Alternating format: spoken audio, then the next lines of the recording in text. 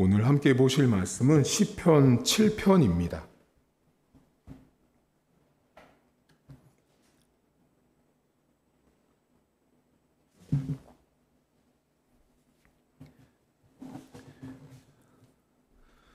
시편 7편 1절에서 17절까지의 말씀입니다. 시편 7편입니다. 여호와 내 하나님이여, 내가 주께 피하오니 나를 쫓아오는 모든 자들에게서 나를 구원하여 내소서. 건져낼 자가 없으면 그들이 사자같이 나를 찢고 뜯을까 하나이다. 여호와 내 하나님이여, 내가 이런 일을 행하였거나 내 손에 죄악이 있거나 화친한 자를 악으로 갚았거나 내 대적에게서 까닭없이 빼앗았거든 원수가 나의 영혼을 잡아 내 생명을 땅에 짓밟게 하고 내 영광을 먼지 속에 살게 하소서. 셀라. 여호와여, 진노로 일어나사 내 대적들의 노를 막으시며 나를 위하여 깨소서. 주께서 심판을 명령하셨나이다. 민족들의 모임이 주를 두르게 하시고 그 위 높은 자리에 돌아오소서. 여호와께서 만민에게 심판을 행하시오니 여호와여, 나의 의와 나의 성실함을 따라 나를 심판하소서. 악인의 악을 끊고 의인을 세우소서. 의로우신 하나님이 사람의 마음과 양심을 감찰하시나이다. 나의 방패는 마음이 정직한 자를 구원하시는 하나님께 있도다. 하나님은 의로우신 재판장이시며 매일 분노하시는 하나님이시로다. 사람이 회개하지 아니하면 그가 그의 칼을 가심이여 그의 활을 이미 당기어 예비하셨도다. 죽일 도구를 또한 예비하시며 그가 만든 화살은 불화살들이로다. 악인이 죄악을 낳으며 재앙을 베어 거짓을 낳았도다.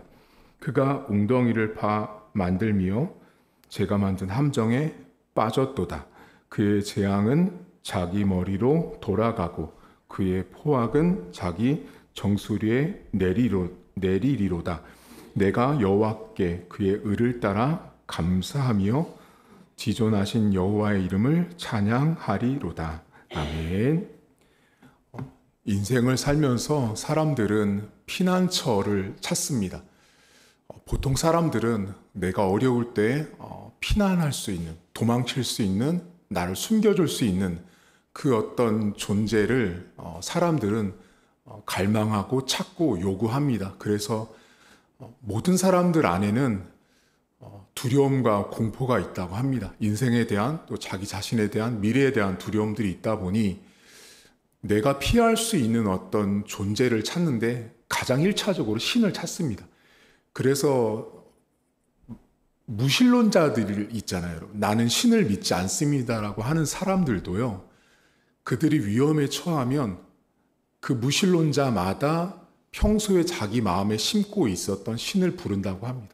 사람들 앞에서는 저는 신을 믿지 않아요 했다가도 교통사고 나면 주여를 외친다거나 자기는 교회를 다닌 적도 없으면서, 그러니까 모든 사람 안에는 나를 지켜주고 내가 피할 수 있는 어떤 대상들을 찾는데요, 그 상황이 특히 어려운 날 더 심합니다. 내가 고난을 당하고 고통을 받을 때 좀 내가 피할 수 있는 어떤 대상을 찾는데, 오늘 시인이 하나님께 뭐라고 말하냐면 저는 하나님께 피합니다라는 고백을 해요. 그런데 성경에 여러분, 피하다라는 말은 매우 좀 특이한 히브리어예요. 그 용례를 우리가 알면 시인이 어떤 감정으로 하나님께 나는 당신에게 피합니다라는 말을 쓰고 있는지 알 수가 있는데, 이 성경에 보시면 여러분 산이나 들이 성경에 많이 나오잖아요. 그런데 산과 들이 나올 때 항상 예를 들면 여호수아서나 사사기 성경 같은 데 보면 전쟁 같은 일들이 벌어지거든요. 그러면 전쟁이 벌어지면 성경 안에서, 이 구약 성경 안에서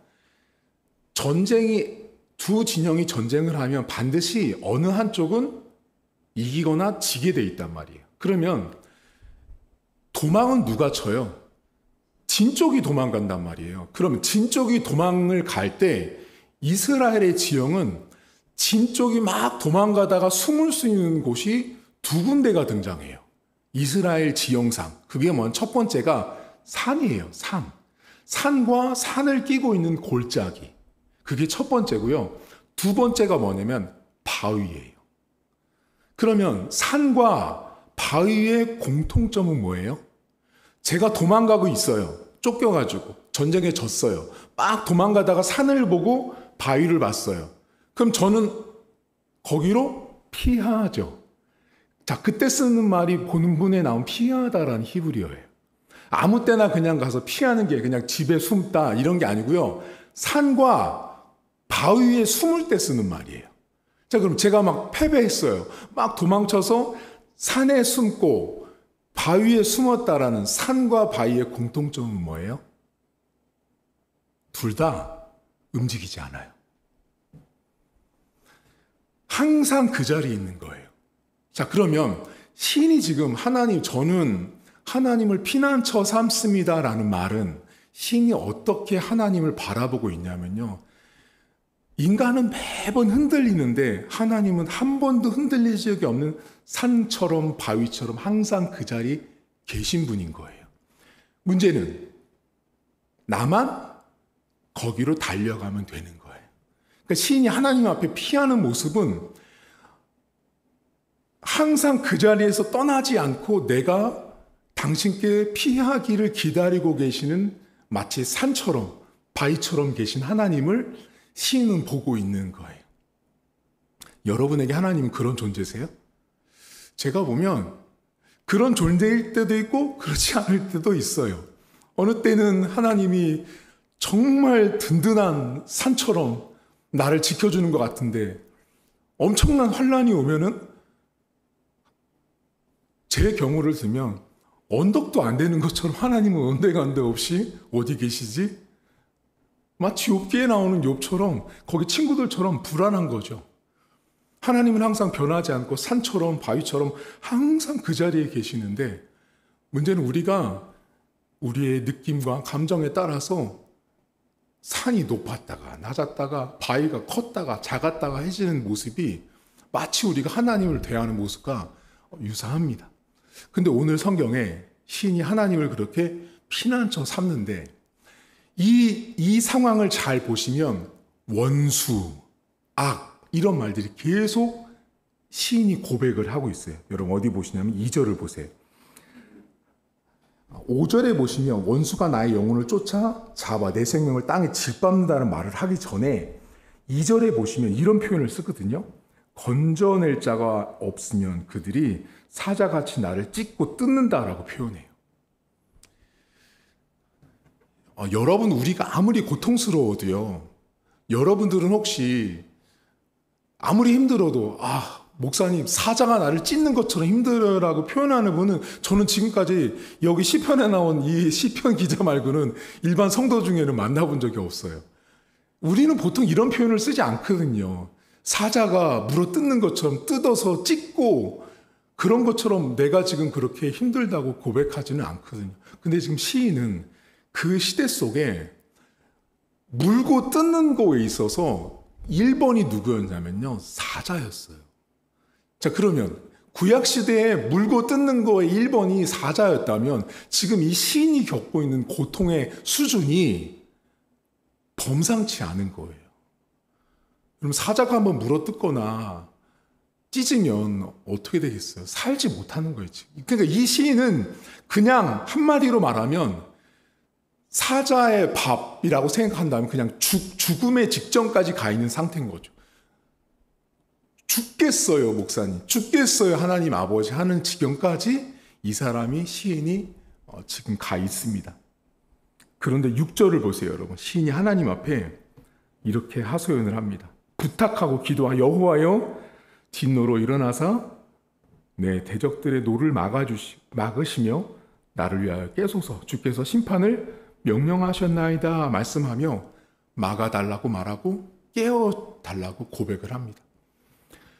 여러분 지금 시인이요 인생에 닥친 어려움을 막아주시는 대상이 하나님이라는 걸 고백하고 있다라는 건 우리에게 되게 많은 것들을 시사해요. 여러분들에게 닥치는 많은 어려움들을 여러분들은 뭐로 막는지 아세요? 우리는 하나님으로 막을 때도 있지만 하나님으로 막지 않을 때도 많아요. 하나님으로 막는 것이 세상 사람들은요, 되게 어리석다고 생각해요. 교회 다니는 우리를 보고 세상 사람들이 여러분들을 보고 높이 평가하시든가요? 이 시간에, 이 불금에 금요일 날 이 시간에 교회에 와서 예배를 드리는 여러분들을 보고 교회를 다니지 않는 사람들은요, 여러분들을 칭찬하거나 높이 평가하지 않아요. 특히 어떤 애들이라고 그렇죠, 애들. 예를 들어 입시생들, 고등학생들, 재수생들, 고시를 보는 사람들 있잖아요.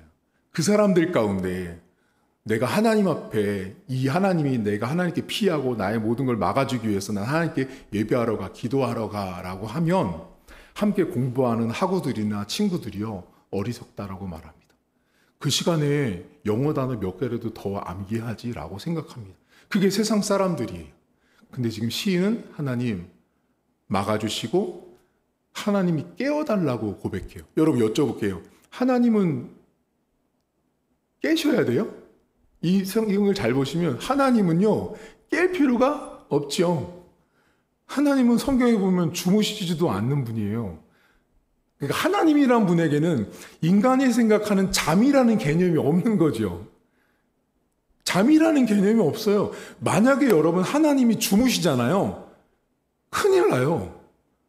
하나님이 안 주무시고 계시다라는 건 우리처럼 그냥 이렇게 숨 쉬는 게 아니고 하나님이 안 주무신다라는 건 온 우주 삼라만상을 하나님께서 운행하고 계시는 거예요. 다스리고 계시는 거예요.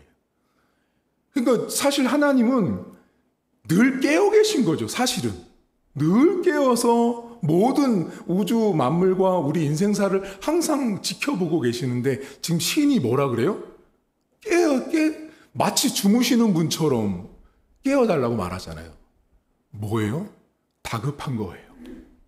되게 다급한 거예요. 하나님, 당장이라도 일어나십시오. 제가 볼 때는 지금 이 고난이 마치 하나님이 주무시는 것 같은데 빨리 깨셔서 나를 위해서 뭔가 해주세요라고 지금 시인이 고백을 하고 있습니다. 근데 여러분, 시인이요, 오늘 본문에 사자가 물어 뜯는 것처럼 어려운데 하나님 막아주시고 주님께 피합니다, 도와주세요 하는 근거가 있어요. 근데 오늘 그 근거에 대해서 여러분과 조금 많이 나누려고 하는데요. 8절을 여러분 보겠습니다. 8절을 보시면 이 시인이 하나님께 이렇게 기도합니다. 여호와께서 만민에게 심판을 행하시오니 여호와여, 나의 의와 나의 성실함을 따라 나를 심판해 달라고 기도합니다. 자, 분명히 이 사람은 지금 어렵거든요. 어려운 상황인데 그 어려운 상황 속에 하나님께 피하고 막아주세요라고 기도하는 가운데 시인이 하나님께 어떤 것을 말씀을 드리고 있냐면, 하나님, 저의 성실을 따라서 판단해 주십시오라고 기도하는 거예요.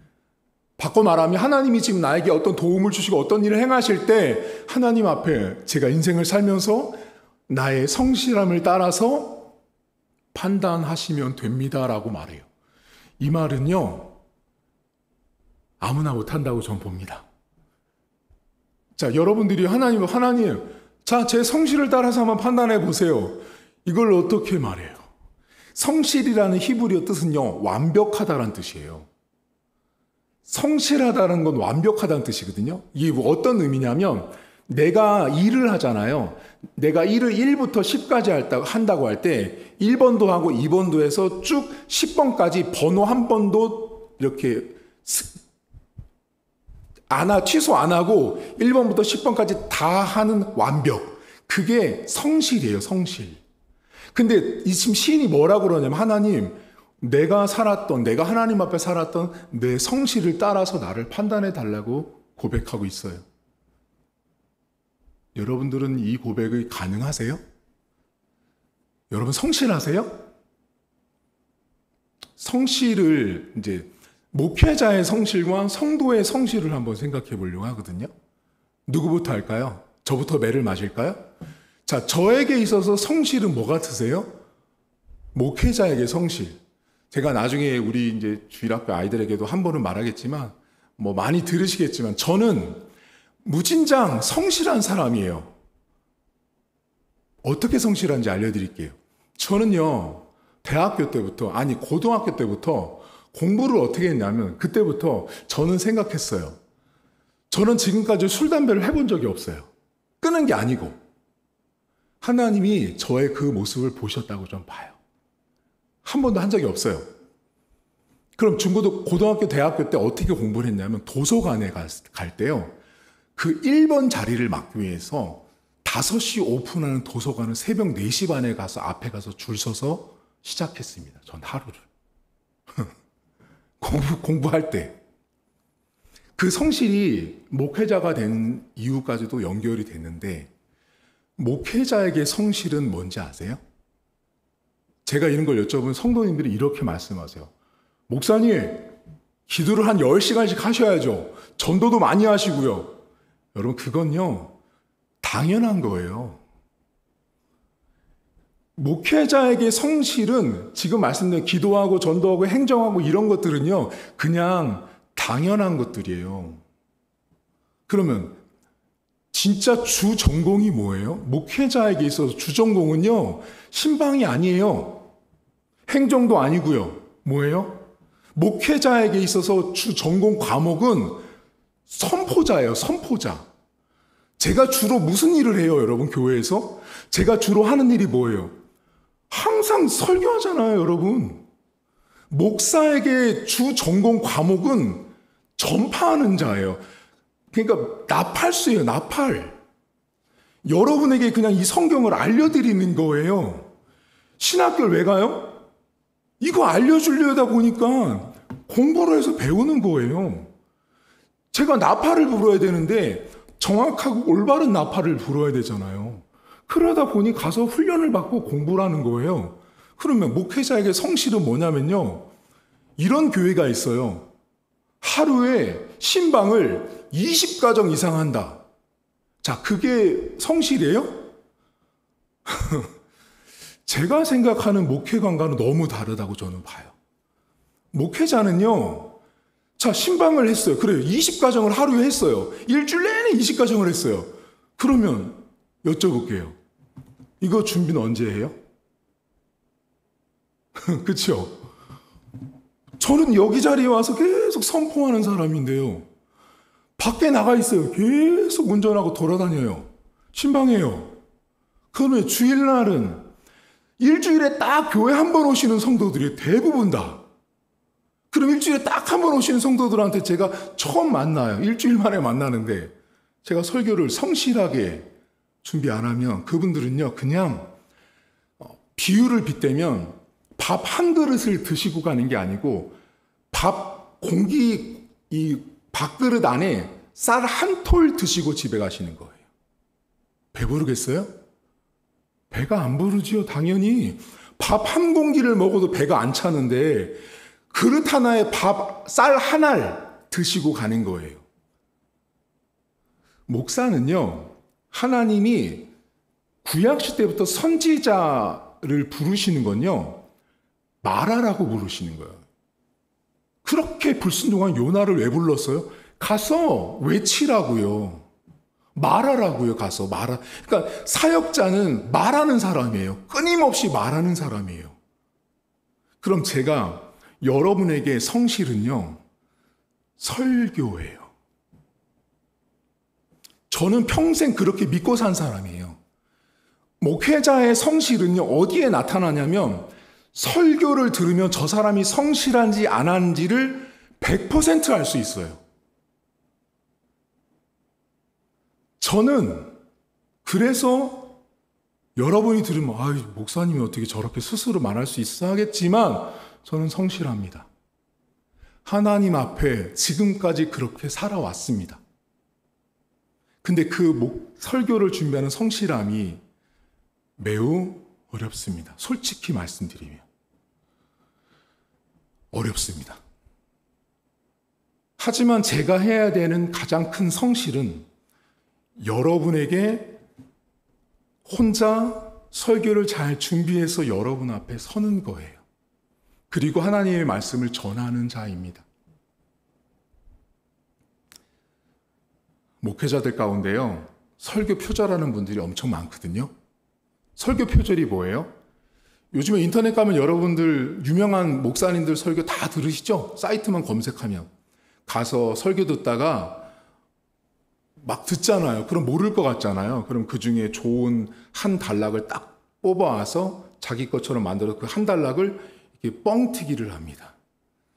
그리고 앞뒤를 문맥을 맞춰서 하나의 또 설교문을 만들고요. 다른 목사님의 제목을 딱 보고 너무 좋다니까 제목을 가지고 와서 또 뻥튀기를 해서 설교를 또 만듭니다. 그럼 쉽죠? 간단하고. 근데 어떤 일이 벌어지냐면 이런 일이 벌어집니다. 분명히 주일날 성도가 교회 왔거든요. 분명히 우리 담임 목사님이 설교한 거라 그래서 그 성도는 어떻게 믿고 갔냐면 우리 목사님이 준비한 우리 목사님의 설교고 우리 교회 설교라고 생각했어요. 근데 어느 날 자동차를 끌고 가다가 극동방송을 틀었는데 극동방송에서 똑같은 설교가 나오고 있는 거예요. 난 분명히 우리 목사님, 우리 교회에서 처음 들었는데 어떻게 극동방송에 나오지 해서 그 집사님이 그랬대요. 야, 저 극동방송 나오는 목사님이 우리 목사님 설교를 베꼈나 보다. 그게 아니라 당신 교회 집 목사님이 거기 그 유명하신 목사님 설교를 베낀 거예요. 목사는요, 설교에 성실해야 합니다. 저는 그렇게 목회할 겁니다. 자, 그럼 여러분에게 성실은 뭐예요? 이제 여러분이 매회를 맞으셔야 되는데 저는 성실하기 위해서 끊임없이 노력해요. 자, 여러분들의 성실은 뭔지 아세요? 딱 하나예요. 또 그러면 여러분들 그러죠. 목사님 기도도 많이 하고요. 전도도 많이 하고요. 봉사 헌신 막 각종 모든 직함들을 다 한번 해보는 거예요. 아니요. 여러분들의 성실은요, 교회에서 정해준 예배의 자리에 오시는 거예요. 그거 딱 하나예요, 여러분. 그게 출발이에요.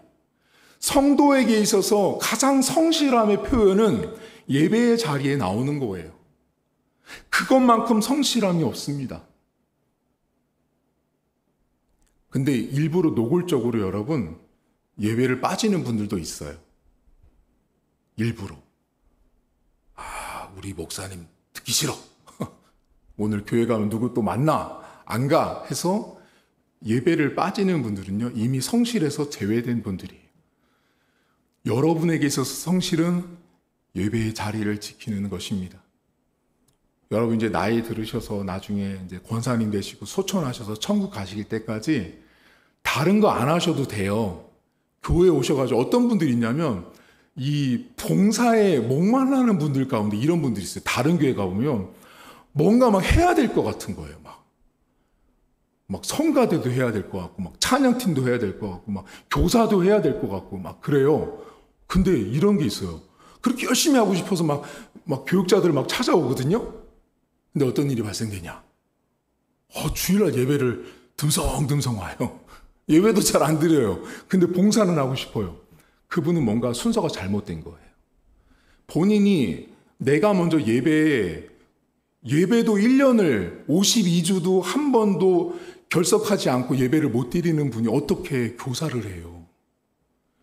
당신이 드린 예배도 1년을 꾸준하게 개근을 못 하는데 어떻게 하물며 아이들을 가르치는 교사가 되고 매주마다 서는 성가대를 할 수 있냐고요. 그러니까 신앙인에게서 가장 기본기는요, 예배의 자리에 오는 거예요. 자, 그러면 이제 여러분과 제가 맞물려 있어요. 자, 그럼 여러분과 제가 왜 어떻게 맞물려 있는지 아세요? 톱니바퀴처럼? 톱니바퀴 이렇게 딱딱딱 물려서 돌아가잖아요. 여러분이 예배의 자리를 지키려면 그 성실함을 여러분이 해내기 위해서는 제가 설교에 성실해야 돼요.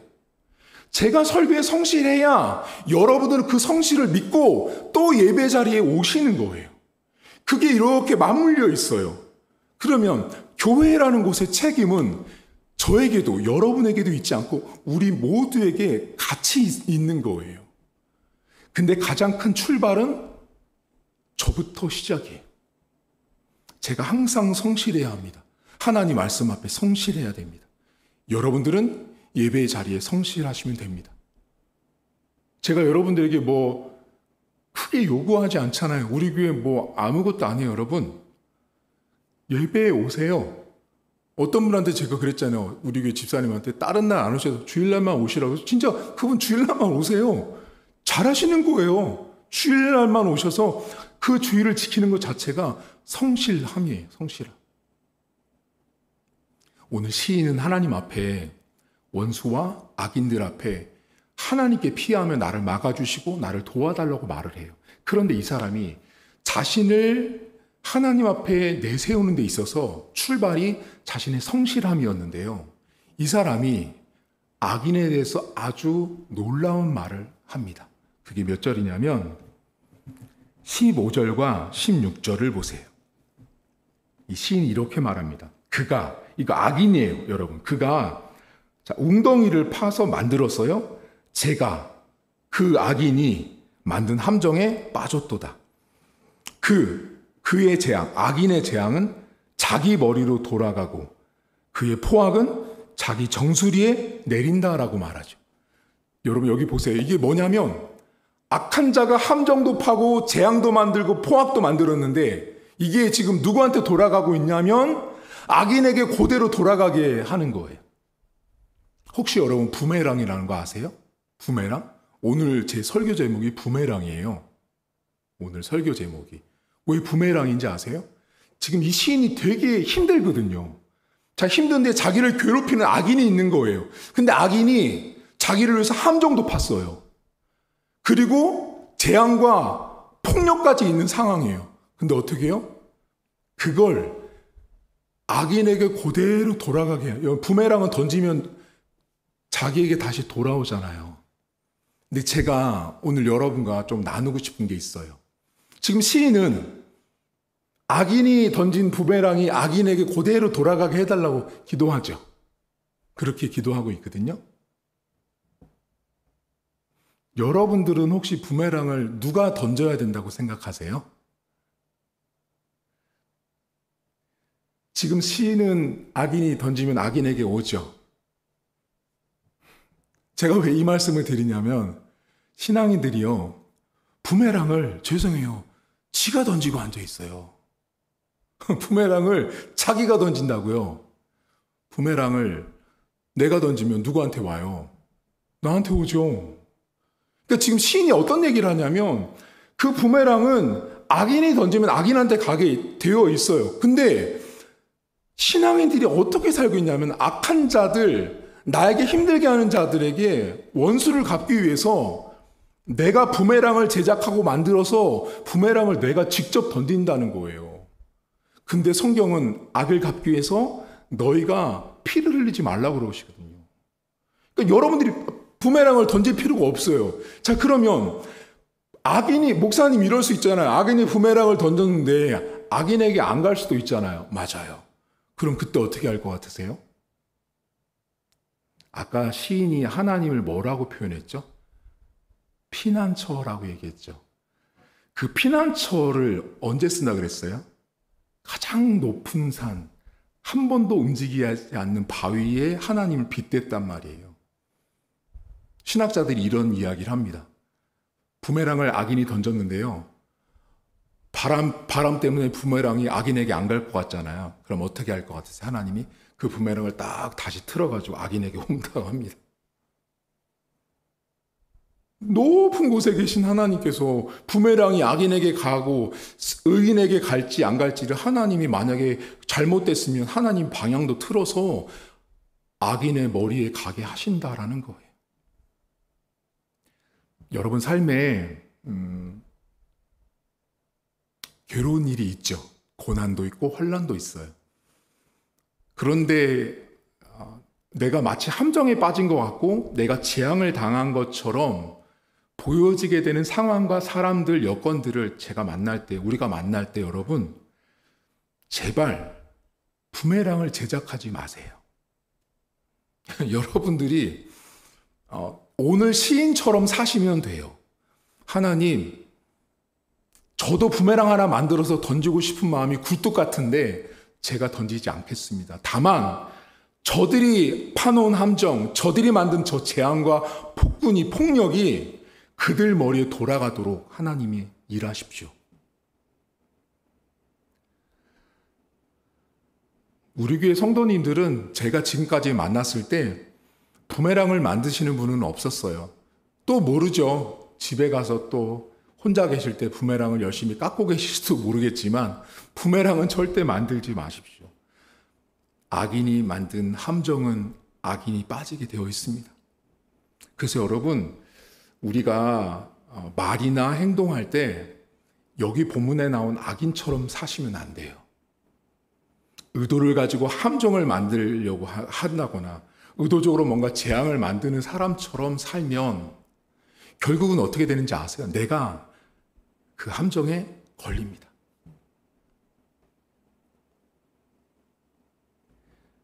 목회자들 세계에 가면 총회와 노회라는 데가 있어요. 그러면 내가 싫어하는 어떤 사람 있잖아요. 그럼 그 사람을 싫어하다 보니 이제 그 관계를 깨기 위해서 막 이간질하고 막 이렇게 해요. 근데 그게 결국은 어떻게 되는지 아세요? 그게 부메랑이 돼서 그 함정을 파고 그 했던 자기에게 고스란히 돌아와요. 고스란히. 여러분들에게 하나님은 움직이지 않는 산처럼 한자리에 든든히 서 계신 바위처럼 동일하고 항상 피난처 되신 하나님이시기를 저는 바랍니다. 하나님은 움직이지 않습니다. 다만 내가 움직일 뿐이에요. 내가 움직이고 내가 감정이 요동칠 뿐이지 하나님은 항상 산처럼 바위처럼 한자리에 항상 내가 하나님께 피하기를 바라고 있다라는 사실입니다. 그리고 여러분 성실하십시오. 여러분들이 하나님 앞에 주님, 제가 주님께 피합니다. 주님 도와주세요. 할 때 다윗처럼 성실을 따라서 나를 판단해달라고 말할 수 있는 사람이 되셔야 하지 않겠어요?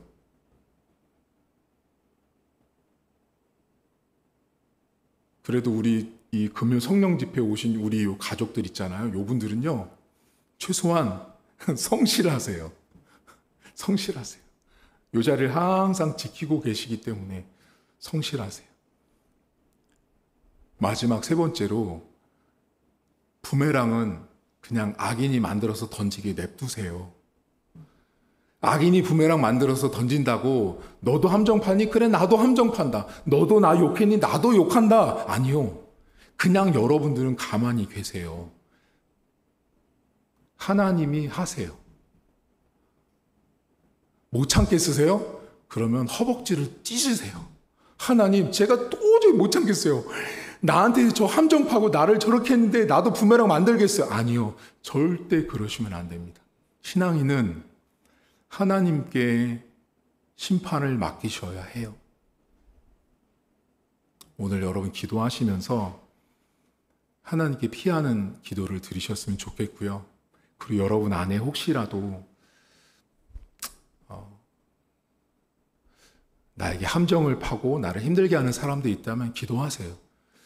축복기도 나오지 않을 수 있는 사람이 있을 수 있습니다. 그래도 그분을 위해서 기도하시는 것이 여러분 내면 안에서 부메랑을 만들지 않는 가장 좋은 방법입니다. 그래서 오늘도 기도 가운데 하나님을 피난처 삼는 저와 여러분들 되었으면 좋겠습니다.